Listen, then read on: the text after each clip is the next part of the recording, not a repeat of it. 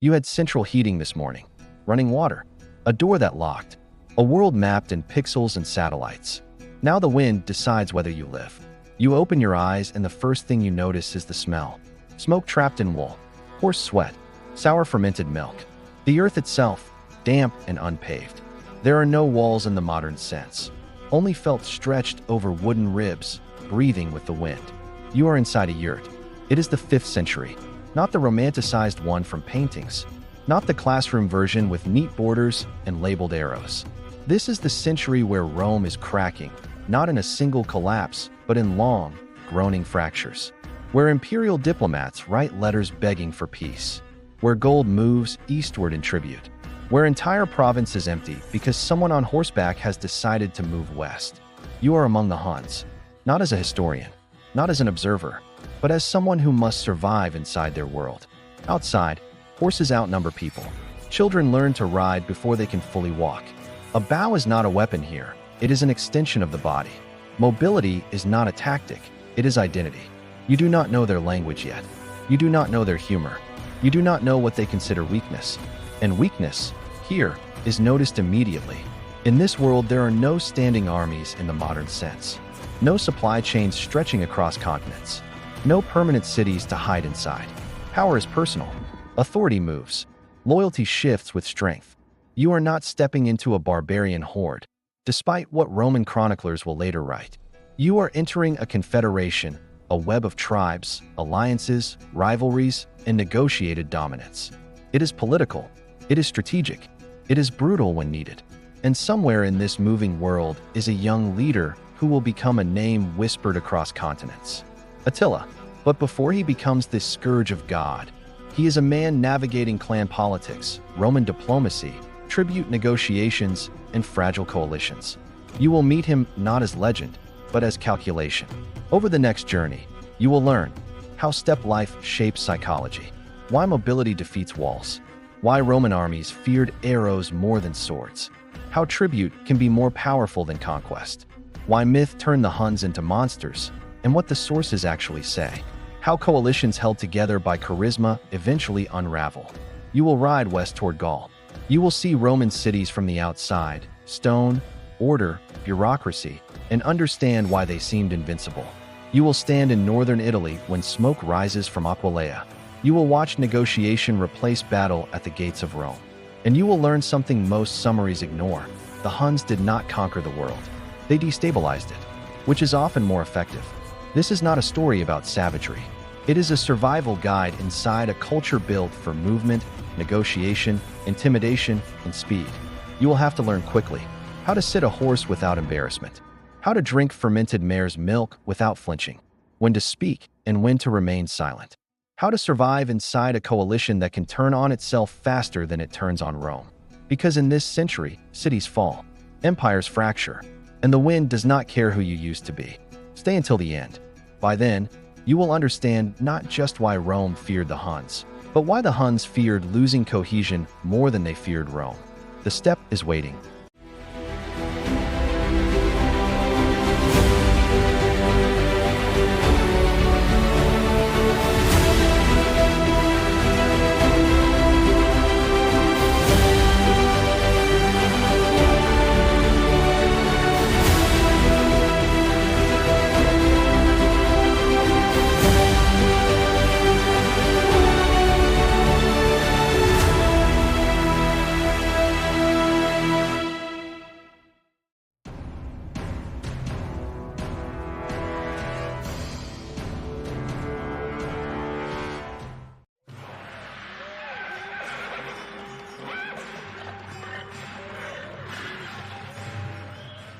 The first lesson comes before sunrise. You try to stand. The ground is uneven, damp, packed by hooves. The camp has shifted overnight, not metaphorically. Literally, a few yurts were dismantled before dawn and loaded onto carts. Others rotated slightly to shield against wind. Nothing here is fixed. You are still thinking in terms of location. They think in terms of movement. The yurt around you is not a house. It is a membrane, felt stretched over a wooden lattice. Light filters through seams. Smoke escapes imperfectly. Everything smells of wool, leather, and horses. Horses are everywhere, not as property, As infrastructure, children smaller than modern school kids are already outside, bare-legged in cold air, tugging at reins. A boy no older than 6 is correcting how another sits in the saddle. He does it without ceremony. Riding is not training here. It is breathing. You try mounting a horse. You fail. The horse shifts its weight, and you slide awkwardly. A few men watch. No one laughs loudly, but you feel the shift in attention. In this culture, ridicule is quiet and permanent. You do not want to be remembered as the man who could not sit a horse. If you cannot ride, you are cargo. The Huns are not born on horseback, as Roman writers claim. That is exaggeration, but they are raised with animals integrated into daily life. A toddler is placed on a saddle long before he understands distance. Balance develops before fear. Mobility is not romantic here. It is practical. You begin to understand something essential. They do not defend territory. They defend options.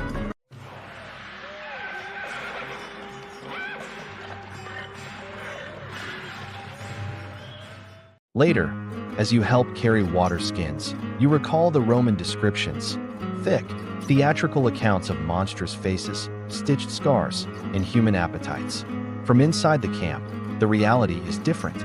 Faces are weathered, yes. Skin darkened by sun and wind. Many men shave their cheeks, but leave thin mustaches. Scars exist, but not as ritual mutilation, mostly as consequences of riding accidents and skirmishes. Women move confidently between yurts, managing food, animals, negotiations within the clan. They are not hidden. They are not ornamental. They understand herd counts better than most warriors. You see a woman rebuke a young man for wasting fermented mare's milk. Her tone is sharp. No one intervenes. This is not chaos. It is distributed authority. The Huns are not a single tribe. They are a confederation, a layered structure of clans bound by shifting loyalties. Some are ethnically mixed. Some were absorbed from other steppe groups. Some speak slightly different dialects. Identity here is negotiated constantly. The Romans call them barbarians because they lack cities. But cities are vulnerabilities on the steppe.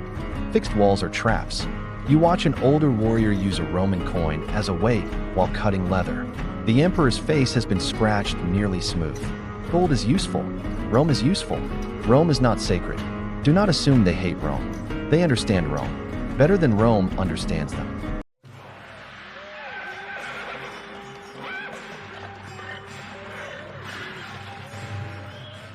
Breakfast is not bread.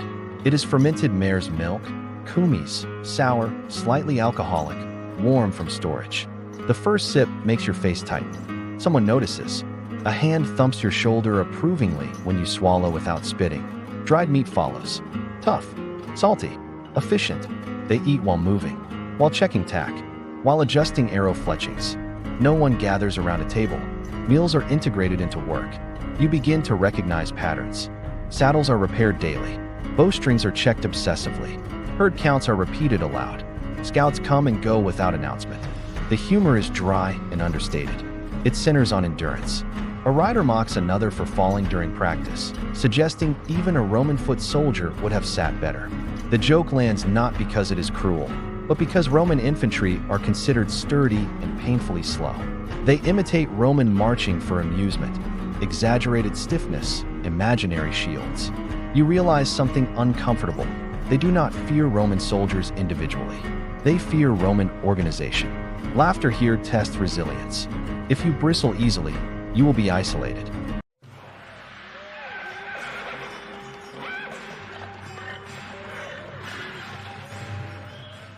A boy of perhaps 8 rides past dragging a small carcass, a fox. He dismounts cleanly and begins skinning it under supervision. No ceremony, no congratulation. Skill is assumed. Childhood on the steppe is shorter. Not because affection is absent. You see mothers adjusting fur cloaks around sleeping children, but because contribution begins early. You try drawing a composite bow. The resistance surprises you. It is shorter than Roman bows, layered with horn and sinew. Efficient, compact, brutal at range. You cannot fully draw it. A teenager watches, then demonstrates from horseback at a slow trot. The arrow lands cleanly in a distant leather target. Mobility plus ranged accuracy. This is the foundation of their military advantage. Not savagery.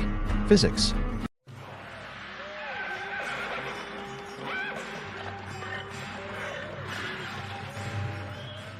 Attila is not yet at the center of your view. Power here does not radiate from a throne. It circulates. Clan leaders gather in the evening inside the largest yurt. Firelight distorts shadows. Decisions are made through argument and memory. Who owes tribute? Which Roman envoy delayed payment? Which allied tribe shows signs of disloyalty? Names are spoken carefully. Attila and his brother Bleda are mentioned as rising figures, but not as demigods. They are part of a balancing act. You begin to understand that leadership here depends on distribution of wealth. Roman gold flows in. It is redistributed strategically. Loyalty follows benefit. Attach yourself to competence, not charisma, at least until charisma proves it can redistribute reward.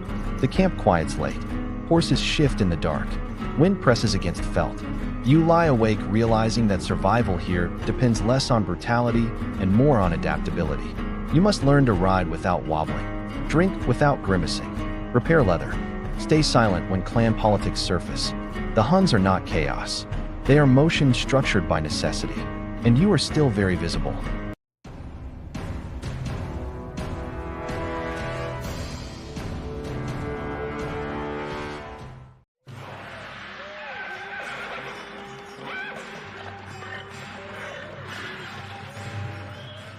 You learn quickly that the sword hangs at the side for pride. The bow lives in the hand. It is early when training begins. Frost still clings to the grass. The herd breathes steam into the cold air. You are handed the composite bow again, and this time you look closer. Horn on the belly, wood core, sinew on the back, each layer glued with animal resin and cured over months. It is not a weapon assembled in haste. It is a technological artifact shaped by climate. A Roman longbowman plants his feet before firing. A Hun rarely stops moving. You are shown how to anchor the thumb draw. The string presses against the knuckle differently than the Mediterranean grip you expect. The release is not theatrical. It is abrupt, clean. They do not fire single arrows for drama. They release in rhythm. A rider at full gallop looses, twists, looses again before you even register the first impact. You attempt shooting from horseback. The first time, your arrow disappears into grass. The second time, your balance shifts and you almost fall. A teenager rides beside you and, without slowing, leans so far sideways that his torso nearly touches the horse's flank. He fires beneath the animal's neck. The arrow lands. He straightens and rides on. No applause, no ceremony. Skill is assumed. You begin to understand something Roman riders misunderstood. They believed the Huns relied on wild speed. What they encountered was calibrated mobility. A mounted archer at 40 kilometers per hour has less than a second to decide. That decision is drilled daily. Arrows are counted. Shafts are checked for warping. Fletching adjusted by hand. A cracked arrow in battle is not inconvenience. It is exposure. You ask why swords are not emphasized. An older warrior shrugs slightly. Close combat means fatigue, wounds, unpredictability. The bow keeps distance. Distance preserves numbers. If you are close enough to strike with a sword, you have already lost an advantage. Rome trained to hold ground. The steppe trains to stretch it.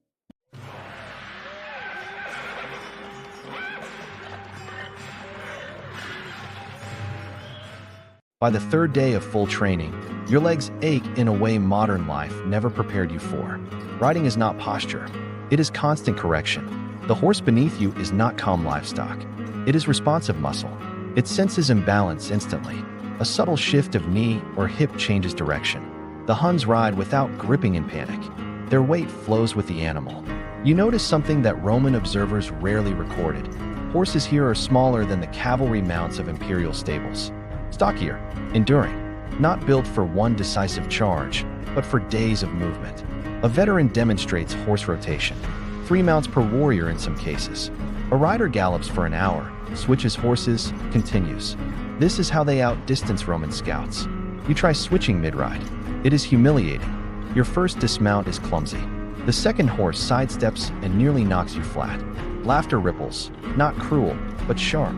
A woman passing with a water skin shakes her head at your awkwardness.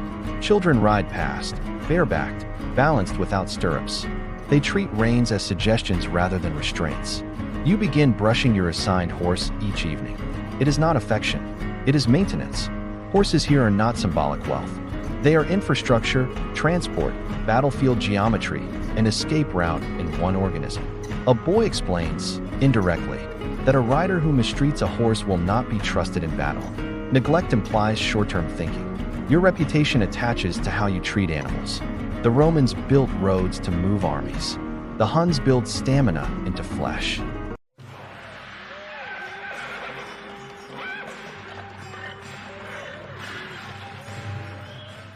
The first time you ride on a real raid, your heart pounds harder than during training. It begins before dawn. No war cry, no dramatic speech. Scouts return silently and squat near the fire. They describe terrain in fragments: shallow river, wooden fence, perhaps 15 armed men, livestock near enclosure. The objective is livestock and message. You move in a loose crescent formation. Riders spread wide enough to avoid clustering, but close enough for visual signals. When contact happens, it is fast. Arrows first. Always arrows first. The defenders scramble, forming something resembling a shield wall, but without Roman discipline. The Huns do not press into it. They circle, fire, withdraw, reappear at another angle. A house catches fire. You expect slaughter. Instead, once livestock are secured and 2 men taken hostage, the riders disengage. The settlement is left damaged but not erased. Later you learn why. Total destruction removes future tribute. Selective violence creates compliance. A man who flees spreads a story. That story precedes the next raid. You begin to see the logic that Roman bureaucrats simplified as savagery. What you witness resembles mobile taxation enforced by demonstration. Hostages are treated carefully, not gently, but strategically. They are leverage. They carry news back home once released. This is negotiation by velocity. Do not mistake movement for disorder. It is choreography.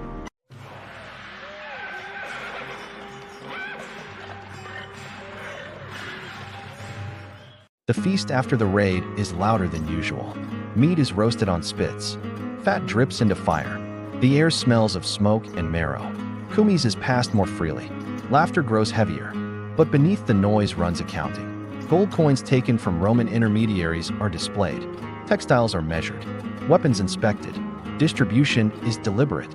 Attila is not yet dominating the scene, but you see how leaders operate. They give in ways that bind. A slightly better share here. A new horse there. A public acknowledgement of bravery. One clan leader receives fewer goods than expected. His expression remains neutral, but his silence lingers too long. You notice others noticing. Oaths are sworn between subgroups. Hands clasp forearms. Shared drink seals it. No parchment. No legal Latin phrasing. Memory is contract. You hear someone mutter, indirectly, that Roman gold tastes better when it arrives on time. The joke lands harder than expected. Rome pays for peace. Peace funds horses. Horses fund leverage. Leverage funds more tribute. You begin to see the circular engine. Wealth here is not hoarded. It is redistributed to stabilize power. Loyalty follows circulation.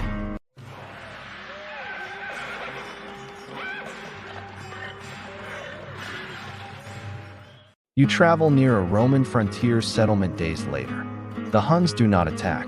They allow themselves to be seen. Riders crest a hill at midday, pause deliberately, then disappear. The settlement empties by evening. Smoke from abandoned cooking fires drifts upward. No arrows were fired. You realize that psychological warfare here is not accidental. It is measured. Roman reports exaggerate brutality because fear increases budget requests and defensive funding. Governors amplify threats. Rumors grow. The Huns ride inside that echo chamber.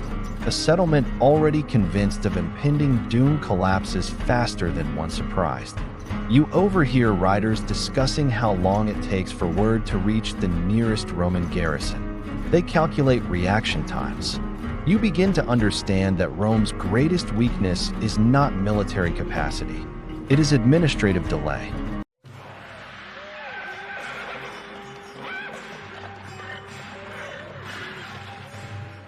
Not everything is smooth. 2 riders argue violently over captured cattle. Voices rise. One shoves the other. Hands move toward weapons. A senior warrior intervenes before steel clears scabbard. He does not shout. He stands between them. His reputation carries weight. The dispute is resolved in front of witnesses. Redistribution slightly adjusted. Conflict is not eliminated. It is contained. There is no court, no written appeal. Discipline depends on mutual understanding that internal fracture invites external threat. You start recognizing which men others listen to instinctively. Reputation is currency, and like currency, it can inflate or collapse.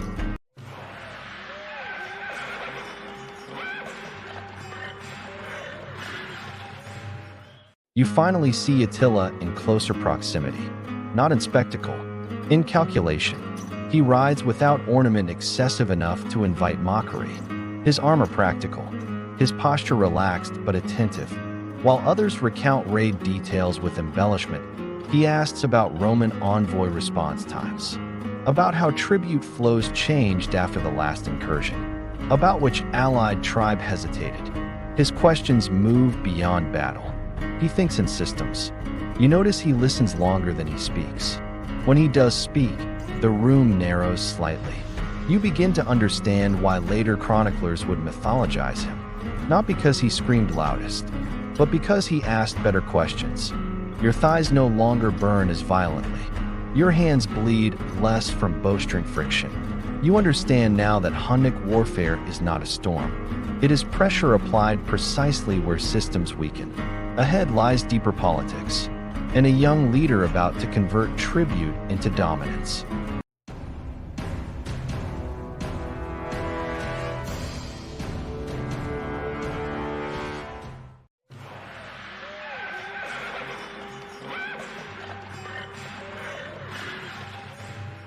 You hear it first from an older rider while sharpening arrowheads.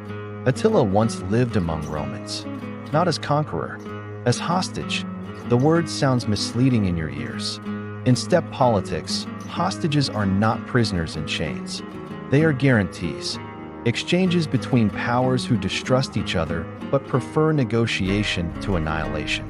Attila and his brother Bleda were sent to the Roman court in their youth, not because the Huns were weak, because power on the steppe is always layered in agreements. You try to imagine the young Attila stepping into a Roman city. Stone streets, multi-story buildings, marble columns, bureaucrats writing on wax tablets, Latin spoken in measured tones. To someone raised in felt tints and open horizons, Rome would have felt claustrophobic, but also instructive. He would have seen how Roman tribute systems functioned, how diplomats stalled for time, how hierarchy operated through offices, not only through presence, how soldiers drilled in formations that never broke rank. Roman authors later portray him as primitive. From inside the Hunnic camp, the story feels different. Attila studied Rome. He learned how slowly it reacted, how divided its eastern and western halves were, how gold moved when fear increased. The hostage years were not humiliation. They were reconnaissance. You begin to understand something unsettling. When Attila later negotiates tribute increases, he does so knowing exactly how Roman fiscal systems function. He knows what hurts. Never underestimate someone who has lived inside the system he intends to pressure.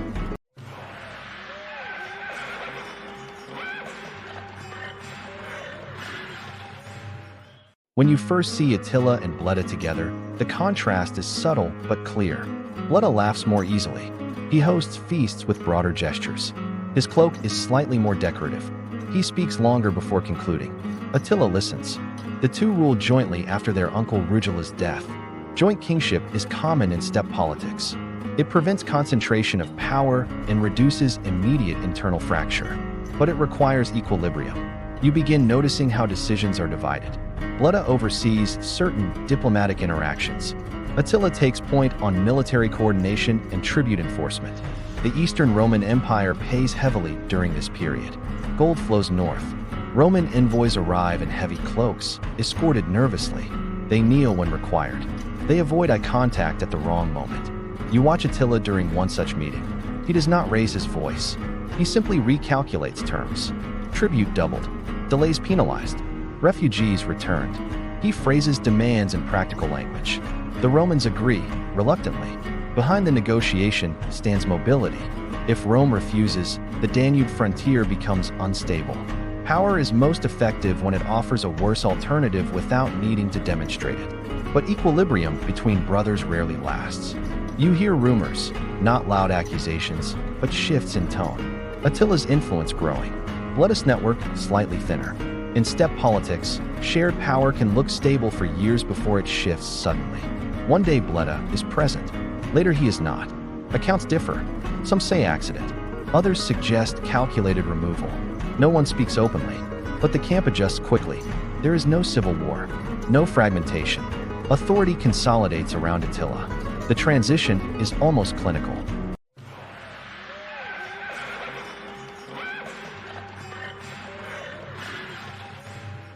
Roman writers will later describe Attila as driven by rage or divine fury. Inside the camp, his rise looks procedural. He centralizes tribute distribution. He reorganizes allied tribes under clearer chains of obligation. He ensures loyalty through reward and demonstration. You begin to see patterns. Roman gold is redistributed strategically to bind elite warriors. Subordinate tribes are allowed autonomy, as long as tribute and military support remain reliable. Disloyalty is addressed swiftly, but selectively. He does not rule through random terror. He rules through predictability. A tribe that complies prospers. A tribe that hesitates loses influence quickly. You attend a gathering where several allied leaders sit around a central fire. Attila speaks less than others. When he does, he references Roman internal disputes. Which governor failed to deliver tribute on time? Which region is underdefended? Which general overestimates his troops? His intelligence network is sharper than you expected. Roman deserters, traitors, captives, diplomats, all feed information. The steppe is not isolated. It is connected through human movement. Information travels faster than cavalry when systems are porous. Attila understands that Rome is not a monolith. It is two halves, Eastern and Western, competing, mistrusting, negotiating separately. He exploits that. He pressures Constantinople for gold while watching weakness in the West. He does not need to conquer cities yet. He destabilizes edges.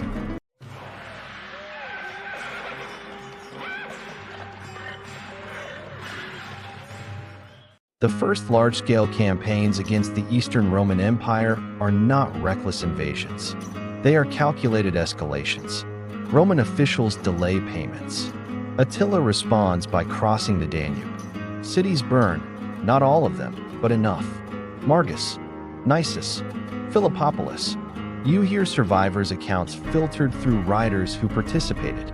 Stone walls did not stop mounted archers entirely. Siege techniques were adapted.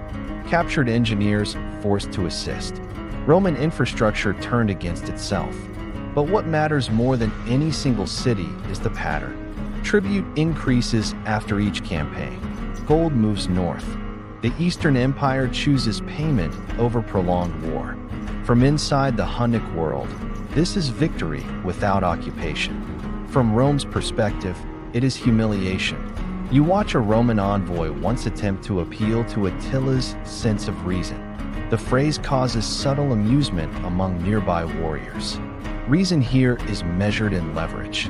The envoy leaves lighter, both in gold and pride.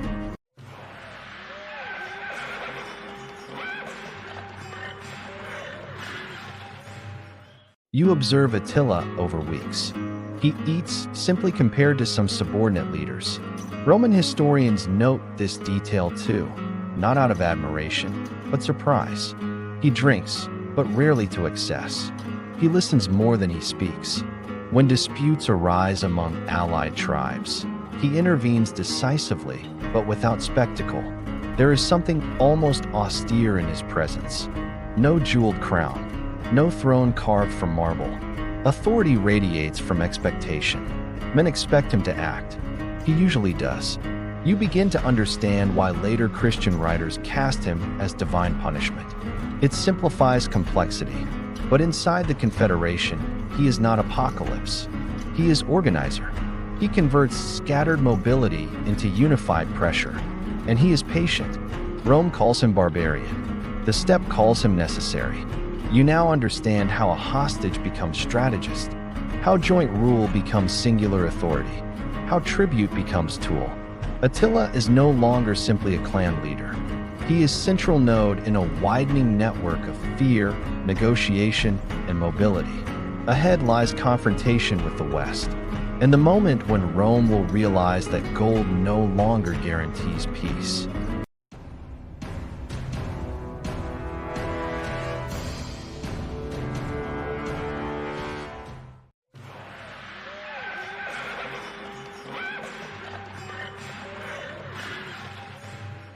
You cross the Danube not with a war cry, but with expectation. On the opposite bank lies the Eastern Roman Empire, not weakened, not collapsing, but strained. Its walls still stand. Its cities still function. Its armies are still disciplined. But it has a habit. It pays. The tribute did not begin with Attila. It began earlier, under his uncle Rugila. The Romans called it subsidy, a diplomatic arrangement, a payment for peace. From inside the Hunnic camp, it is simpler. It is acknowledgement. The annual payments under Theodosius II had already reached enormous sums, thousands of pounds of gold, the kind of wealth that moves caravans, that buys horses by the hundreds, that shifts allegiance among tribes. You watch the ritual. Roman envoys arrive under guarded escort. They wear silk-lined cloaks despite the frontier mud. They bring chests sealed with imperial stamps. The gold is weighed, always weighed. Roman solidi, precise, consistent, stamped with imperial image. You notice how carefully the Huns inspect them, not because they distrust purity, because precision signals seriousness. The tribute amount increases after each campaign. After Margus falls, the payment doubles. After Nisus burns, penalties are added. It is never random. Attila does not simply demand wealth. He calibrates it. If he asks too much, Rome fights. If he asks too little, Rome grows complacent. He pushes until resistance becomes more expensive than payment. You begin to understand the elegance. A war drains both sides. A tribute drains one and funds the other. Sonkist is inefficient when extraction is possible.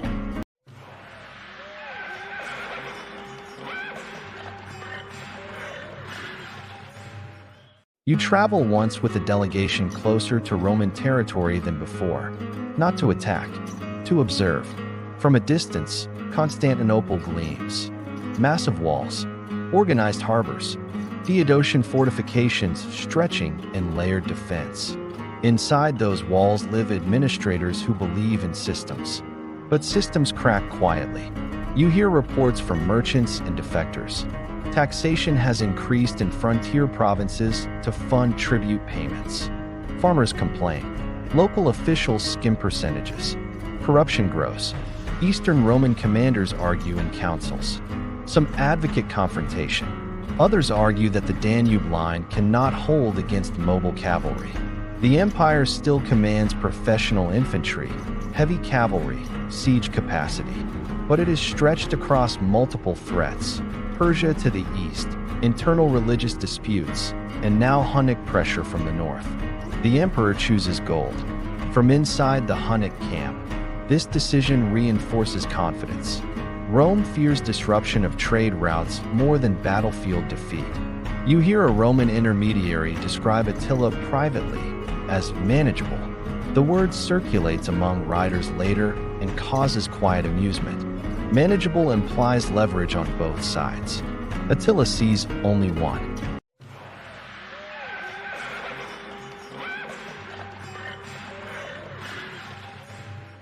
You are present when gold is redistributed after a major payment. The chests are opened before tribal leaders. Attila does not hoard it centrally. He disperses, selectively. Warriors who performed well in recent campaigns receive visible reward. Allied chiefs receive allocations that reinforce obligation. Sub-tribes that hesitated receive less. It is economic engineering. Gold becomes glue. You start to notice how loyalty correlates with access to redistributed Roman wealth. Hunnic dominance is not purely ethnic. It is structural. A confederation of multiple peoples, Gepids, Ostrogoths, Alans, bound through incentive. Rome inadvertently finances the cohesion of its own adversary. Roman senators in Constantinople debate how long tribute can continue without destabilizing internal revenue. They underestimate something. Gold paid outward has secondary effects. It funds horse breeding. It funds weapon acquisition. It funds alliance marriages. It funds intelligence networks. The tribute is not disappearing into consumption. It is converting into capacity. Never assume money paid to avoid war will not finance a stronger war later.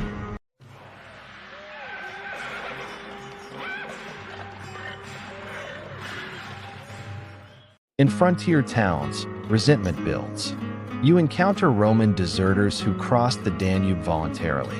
They speak of declining confidence in imperial protection, of delayed troop rotations, of bureaucratic delays in supply. Some bring skills with them: engineers, translators, former cavalrymen. They are absorbed pragmatically. Rome loses not only gold, it loses manpower. Meanwhile, within the Eastern Empire, political factions form. Some accuse the emperor of weakness. Others argue that avoiding full-scale invasion preserves the capital and eastern provinces. The public rarely sees the negotiation details. They see taxes rise. They hear rumors of cities lost. They whisper about divine punishment.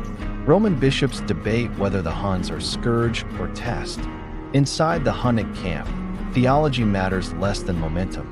Every tribute negotiation reinforces the perception that Rome responds. That response pattern becomes predictable. Predictability invites escalation.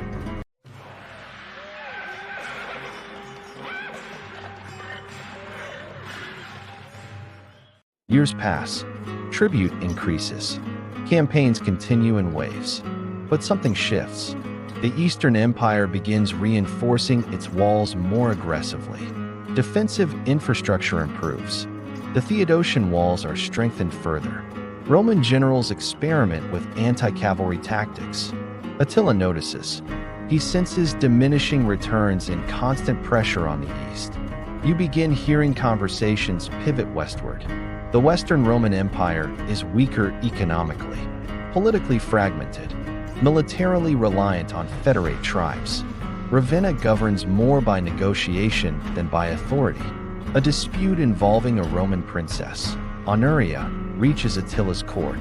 Whether romantic appeal or political accident, the result is opportunity. A claim to half the Western Empire as dowry. It is both absurd and strategic. Attila uses it as pretext. You recognize the pattern. When tribute stabilizes and frontier hardens, pressure relocates. The East bought time. The West is about to pay differently. You now see Rome differently, not as monolithic colossus, but as layered machine balancing threat, gold, and delay. Attila did not defeat Rome through battlefield annihilation. He dissected its incentives. Ahead lies the pivot, the march toward Gaul, and the moment when Rome stops paying and starts fighting.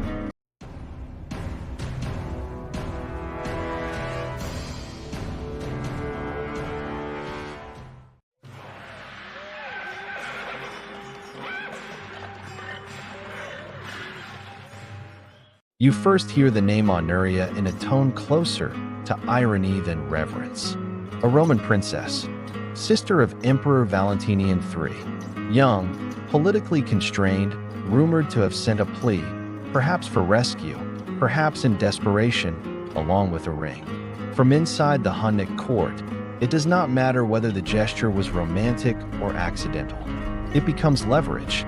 Attila interprets it as proposal, a marriage, with half of the Western Empire as dowry. You watch the reaction ripple through camp. No laughter, no disbelief, only recalculation. The Western Roman Empire is not the East. It is poorer. Its military relies heavily on federate tribes, Visigoths, Burgundians, Franks, who owe loyalty in exchange for land. It is fragmented. Attila does not need legitimacy from Rome. But if Rome provides a pretext, he will use it. An envoy arrives from Ravenna rejecting the claim. Attila responds by announcing his intent to collect his bride and her inheritance. No dramatic speeches, just preparation. You begin to see how narratives are constructed. Rome frames him as aggressor. He frames himself as claimant. The march west begins.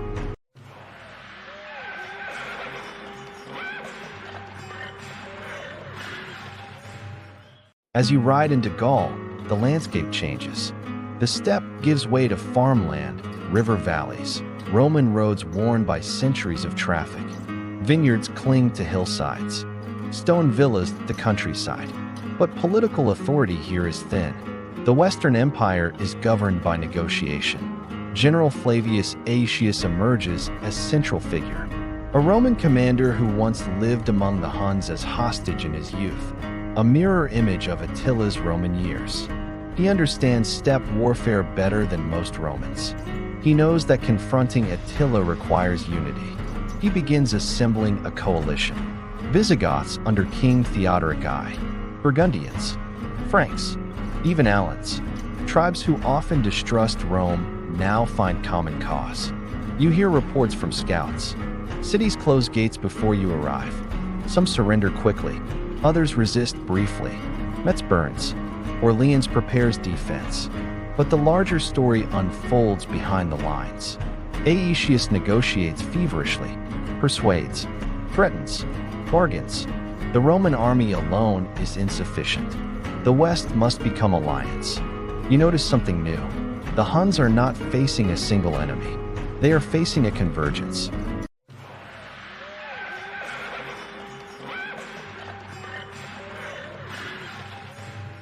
Movement slows as the opposing forces approach each other. Dust clouds signal army size before banners are visible. You ride through ranks of Hunnic cavalry.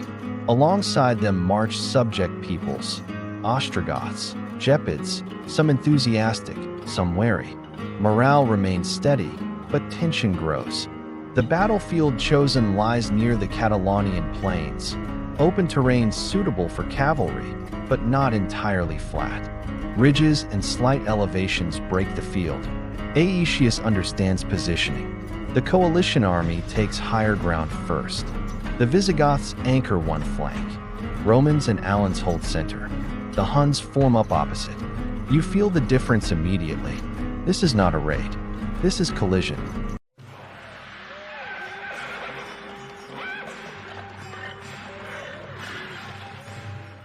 The fighting begins late in the day. Arrows darken the sky in brief waves. Cavalry charges probe lines. You attempt to maintain formation while maneuvering around heavier infantry blocks. The Visigoths push aggressively. King Theodoric is killed in the chaos, trampled or struck down. His death electrifies his warriors. Rage replaces caution. The coalition does not break. You begin to see why. This army fights not only for Rome. It fights to prevent subjugation. The Hunnic cavalry retains mobility, but cannot easily shatter the interlocked formations backed by heavy infantry. Night falls before resolution. The battlefield becomes confusion and darkness. By morning, both sides claim survival. Attila withdraws strategically. Rome declares victory, but the Hunnic army remains intact. The West breathes, temporarily. You understand something important. This battle did not destroy Attila. It proved that unified resistance can halt momentum. But unity is fragile.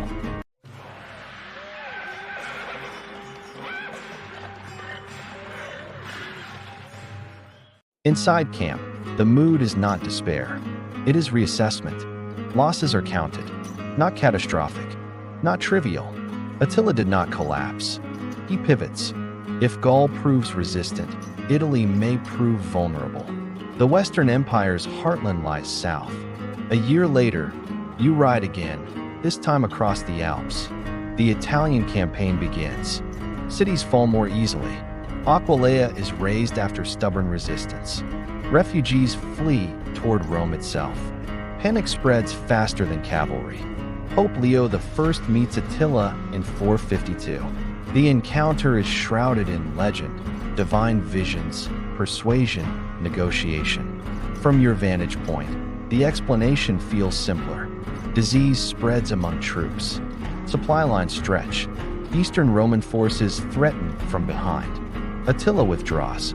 Rome is spared sack, not through miracle alone, but through calculus. You have witnessed something rare. The Huns did not conquer Rome, but they forced it into alliances, payments, and panic. You saw Roman generals depend on former enemies. You saw tribes unite under pressure. You saw that even mobility meets limits. Attila is not invincible, but he remains formidable. Ahead lies the final phase, the slow unraveling, and the question of what remains when fear recedes.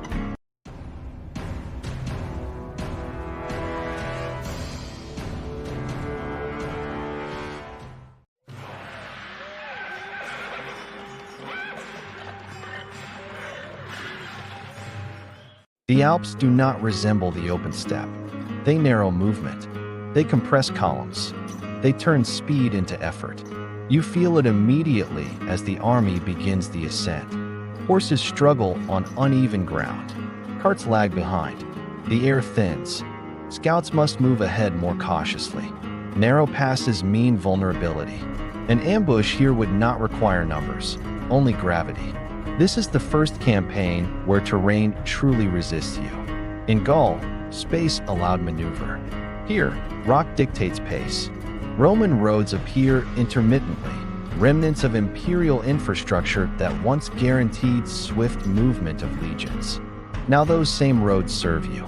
The irony is not lost on anyone who understands history, but Italy is not unguarded. Cities begin fortifying in haste. Messages spread faster than cavalry. The name Attila precedes you. You notice something new in the ranks. Anticipation mixed with fatigue. This is not merely another campaign. This is Rome's heartland. Terrain that restricts maneuver restricts advantage. Conserve strength when speed is no longer weapon.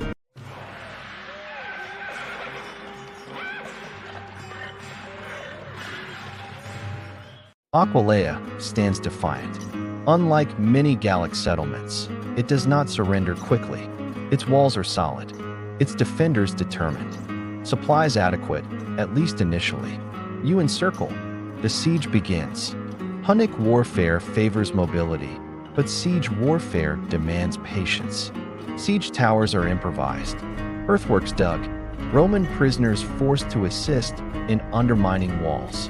Days stretch into weeks. Frustration spreads in camp.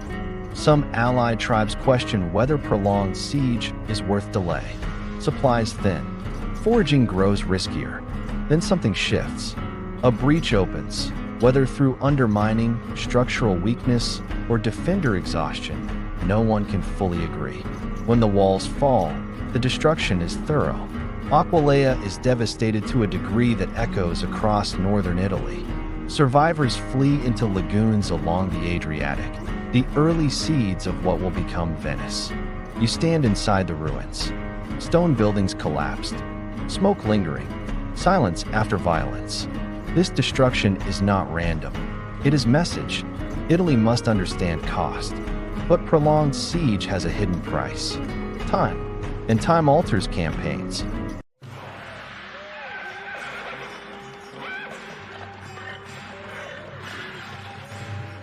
After Aquileia, resistance weakens. Padua, Verona, other towns fall more quickly. Panic outruns defense. You ride through farmland that looks prosperous, orchards, granaries, vineyards. But prosperity requires structure. As the army advances, supply becomes less predictable. Italian heat differs from steppe heat. Humidity lingers. Water stagnates in marshlands. You begin to hear coughing in camp. Not battle wounds. Illness. Malaria and dysentery move quietly. Horses weaken. Men develop fevers. Mobility declines subtly. This is not a battlefield defeat. It is environmental attrition. You notice fewer jokes around fires. Fewer loud boasts. Even victories feel heavier. Some allied contingents begin questioning long-term gain. Unlike the Danube frontier, Italy offers no easy tribute system. Western Rome is weaker financially than the East. Its treasury strained. Its political center fragmented between Ravenna and Rome. Plunder is immediate. Occupation is impractical. The further south you move, the more extended the lines. Distance from supply base multiplies risk faster than battlefield opposition.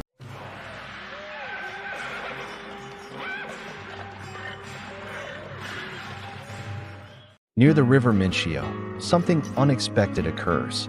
A delegation approaches, not soldiers, but clerics and officials. At its head, Bishop Leo of Rome. Later legend will describe angels hovering above him. Divine intervention, a miraculous persuasion that turns Attila back. You stand far enough to observe posture, not words. Leo stands composed, not arrogant, not trembling. Attila listens. What is discussed is unclear. Tribute, recognition, logistics, disease in camp, Eastern Roman troop movement threatening Hunnic rear positions, probably all of it. The Hunnic army is not at peak strength. Supplies strain. Disease spreads. Eastern Roman forces under Emperor Marcian begin pressuring Hunnic territory in the Balkans during this Italian campaign. Attila calculates. Rome is symbolic, but consolidation of power matters more than spectacle. Withdrawal is announced. No dramatic confession. No visible concession. Simply shift. The Roman Church will later frame it as spiritual triumph. From your vantage point, it feels like strategic recalibration.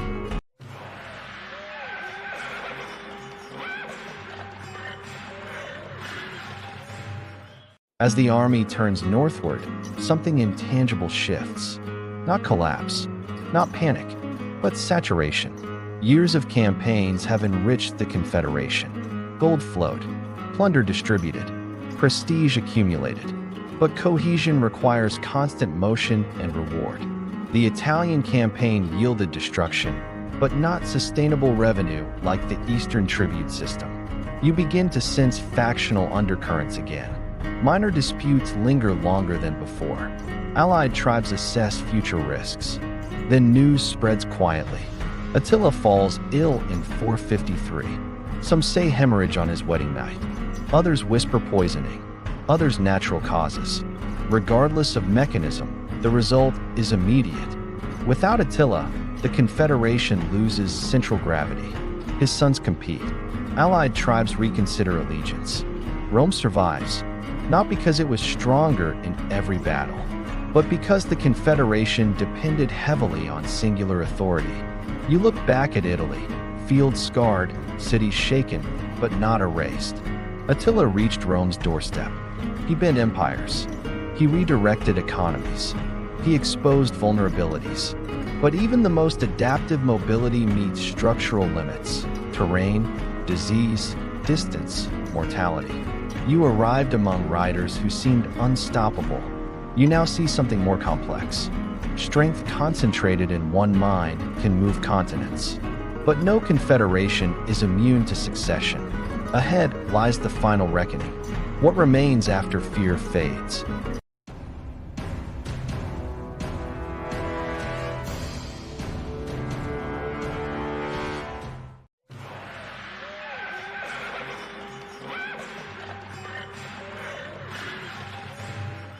The news spreads not through shouting, but through silence.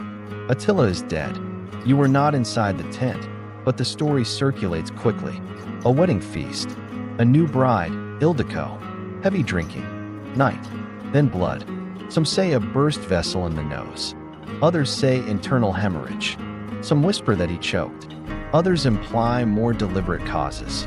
There is no consensus. What matters is not how. It is that he does not rise in the morning. The camp does not erupt immediately. It freezes. Attila had become gravitational force. Decisions flowed through him. Disputes resolved by him. Alliances calibrated by him. Without him, every subordinate leader must reassess position. His funeral is conducted in secrecy. Accounts describe a triple coffin, gold, silver, iron, buried at night. River diverted and returned to conceal the site. Slaves who dug the grave executed to protect location. Whether embellished or exact, the ritual reflects intent. He must remain mythic. You stand among warriors who have fought under him for years. Some are visibly shaken, others already calculating. Authority never disappears. It transfers. The question is, to whom?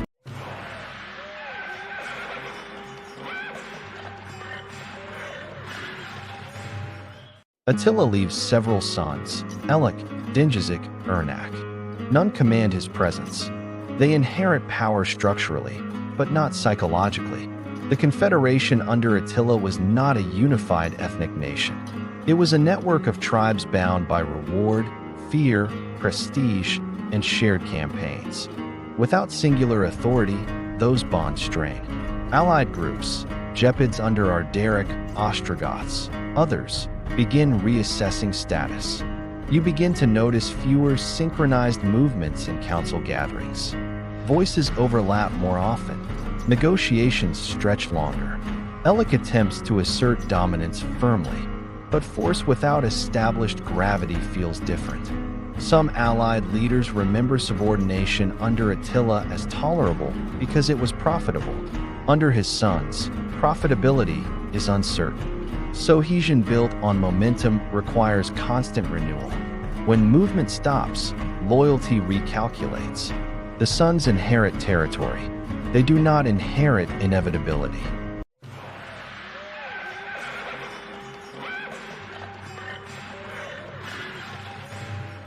The fracture becomes open conflict near the river Nideo in 454. Former allies unite against Hunnic dominance. Ardaric of the Gepids leads resistance. Others follow. You find yourself on a battlefield not against Romans, but against former Confederates. This is more destabilizing than facing Rome. Roman formations were predictable. These opponents understand your tactics. They rode beside you once. The battle is chaotic in a different way. Less about strategic maneuver, more about structural break. Elik is killed. Once central leadership is removed in open battle, cohesion collapses quickly. There is no second Attila to reassemble command. The confederation dissolves not in fire, but in fragmentation. Former subordinates seize autonomy. Some tribes move west. Others negotiate with Rome. Others retreat eastward. You survive, but the scale is smaller now.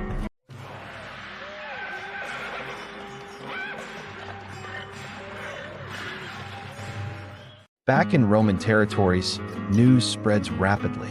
Attila dead. Confederation fractured. Relief mixes with caution. Rome had not destroyed the Huns alone. Time, disease, internal tension, and succession did the work.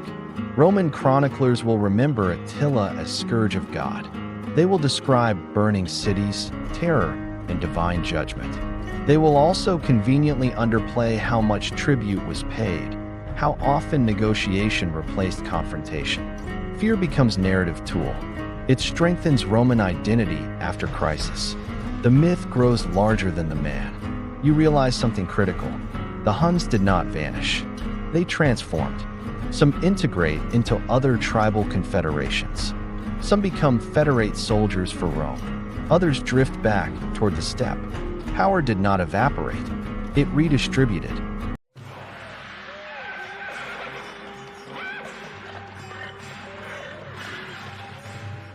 You look around what remains of the once unified host. Fewer banners, smaller gatherings, less certainty, but the knowledge remains. Mounted warfare refined to lethal precision. Mobility integrated with intelligence. Economic pressure used instead of occupation. The Roman Empire survives Attila, but it does not fully recover stability. Within a generation, the Western Empire collapses in 476.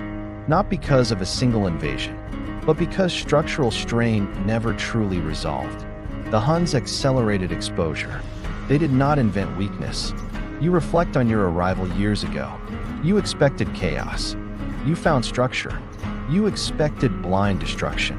You found calibrated pressure. You expected unstoppable conquest. You found limits. Fear requires a face. When the face disappears, fear fragments. Attila's death did not erase the steppe. It removed the axis. You have witnessed rise, pressure, confrontation, recalibration, and collapse.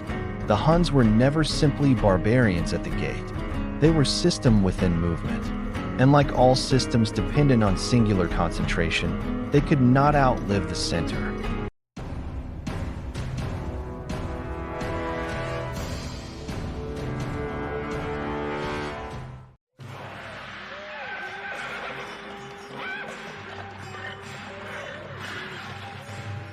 After Attila's death, Rome does not celebrate loudly.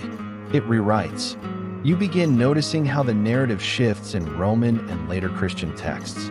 Attila becomes Flagellum Dei, the scourge of God, not merely an enemy, but instrument of divine punishment. This framing serves purpose. If Rome was beaten by superior mobility and strategic leverage, that implies systemic weakness. If Rome was punished by God, that preserves moral hierarchy. Roman chroniclers emphasize destruction, burning cities, rivers of blood, panic in the streets.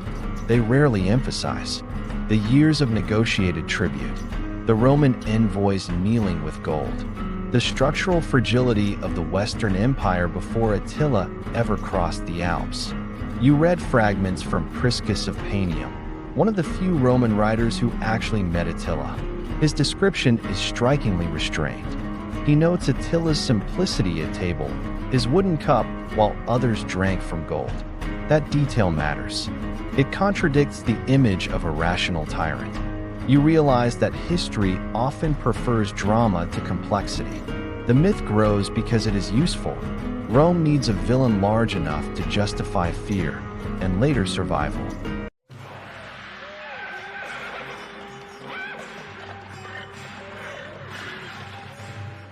You reflect on your first arrival among the Huns. You expected chaos, savagery, disorganization. Instead, you encountered structured tribute systems, military discipline rooted in mobility, strategic patience, intelligence networks. Barbarian, in Roman vocabulary, means outsider. It does not mean incompetent. The word simplifies. It reduces cultural nuance to binary. You begin noticing how Roman writers describe clothing, food, posture as markers of inferiority. Yet Roman generals adapted Hunnic cavalry tactics in later decades. Roman armies increasingly relied on federate horsemen. The supposed barbarian method becomes integrated into imperial warfare. Fear reshapes institutions. The Western Empire collapses in 476, not because of one invasion, but because tax base eroded. Armies relied on federates. Political authority fractured. Economic pressure compounded. The Huns accelerated stress. They did not invent it. The myth obscures structural analysis.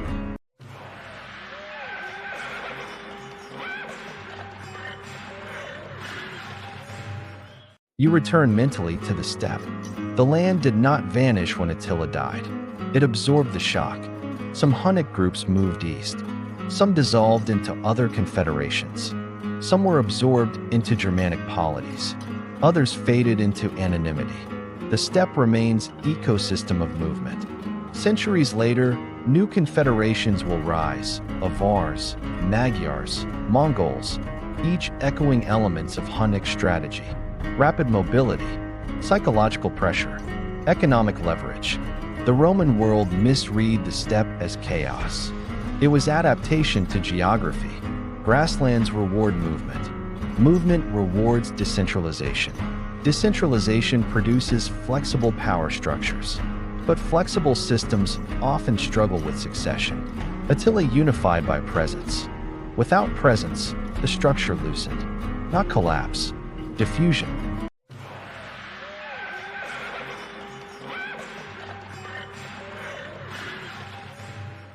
The legend of Attila often emphasizes brutality.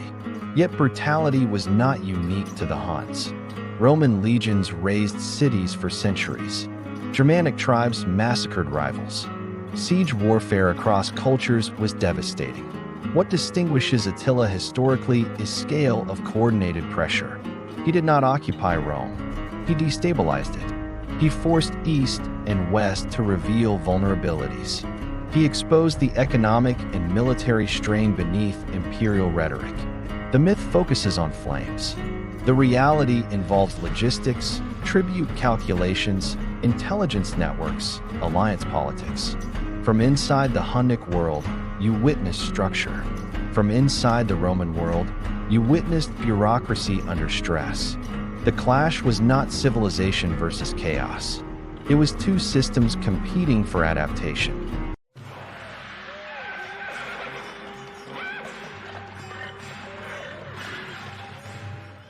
You consider what it meant to survive among the Huns. It was not about ferocity. It was about adaptation. Learn the horse. Respect redistribution. Understand power flows through movement. Recognize that loyalty follows incentive. You survived not because you embraced violence, but because you observed. The same applies to empires. Rome survived Attila, but not its internal contradictions. Fear without reform only delays reckoning. Attila's myth endures because it offers simplicity. History is rarely simple. The steppe is quiet now. No armies moving. No tribute caravans. Only wind. You arrived expecting monsters. You found systems. You expected apocalypse. You found negotiation, leverage, structure, and limits. Attila did not destroy Rome. He revealed it. And when fear loses its center, memory fills the gap with myth. You now understand the difference.